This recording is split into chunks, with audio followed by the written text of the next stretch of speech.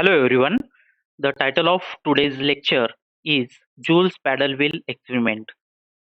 J.P. Joule, the name of the scientist who has performed several experiments during 1843 to 1848.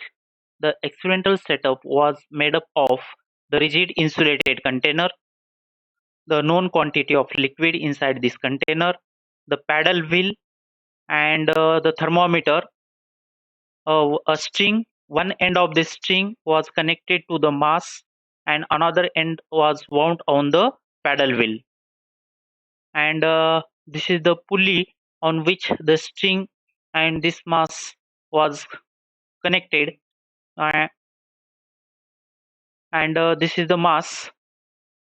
The Before starting this experiment, the initial temperature T1 was recorded. Now, by lowering this mass by distance z, the work has been transferred to the system. The here system is nothing but the liquid contained inside the container. So here, when this mass has been lowered by a distance z, the amount of energy decrease in potential energy is given by delta P is equal to mgz, and the work transferred is equal to the decrease in potential energy, that is mgz.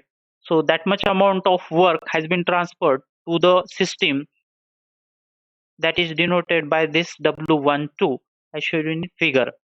Now this process 1 to 2 of work transfer can be represented as the generalized coordinate system, that is 1 to 2, during which the work was transferred to the system, and that is equal to the change in potential energy. Now, the initial temperature before transferring the work was T1. After transferring the work, the temperature was raised to T2. Now, in the next part of this experiment, the insulation of the container was removed and replaced in water bath. So here is the water bath, and the non-insulated, after removing the insulation of the container, the non-insulated container is kept inside this water bath. Water bath, again we the known quantity of water was taken inside this water bath. Now the temperature before starting this process 2 to 1 was the T2, and because of the heat transferred from this system to the water bath, the heat transfer will occurs, and this heat transfer will continue till the temperature of this system was restored to the in, temperature was restored to the initial temperature T1, so that we can say that the system has been restored to the initial state, that is 1. So amount of heat transfer during this process, that is 2 to 1, is Q21 is equal to MWB CPWB into delta T WB, where WB indicates the water bath.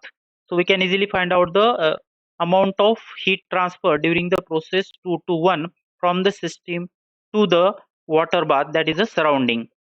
So this process 2 to 1 can be represented on the generalized coordinate system. So from 2 the process has been started and it reaches to the again initial state 1, and the amount of heat transfer was Q21, that is equal to, that is MCP delta T formula is used for the calculation.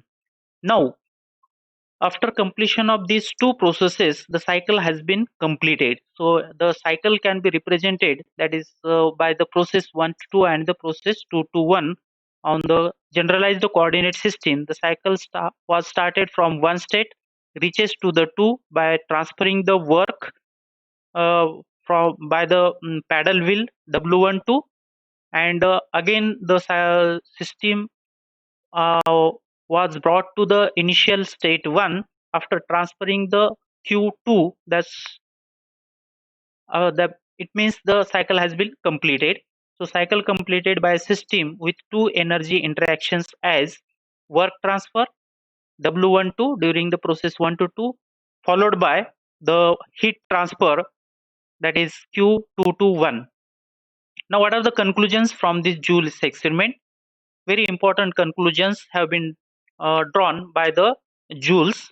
In this experiment, the system, that is liquid contained in the container, was restored to its initial state. In other words, the system has undergone a cyclic change. As a result of this experiment, Joule found that the work done on the system is equal to the energy transferred as heat from the system. So that is W12 is equal to Q21.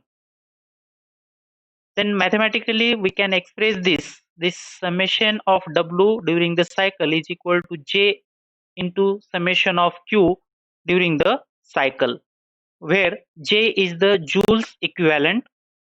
This is also expressed in the form of cyclic integral of delta W is equal to J into cyclic integral of delta Q. In the SI system of units, both heat and work are measured in the derived unit of energy, the joule.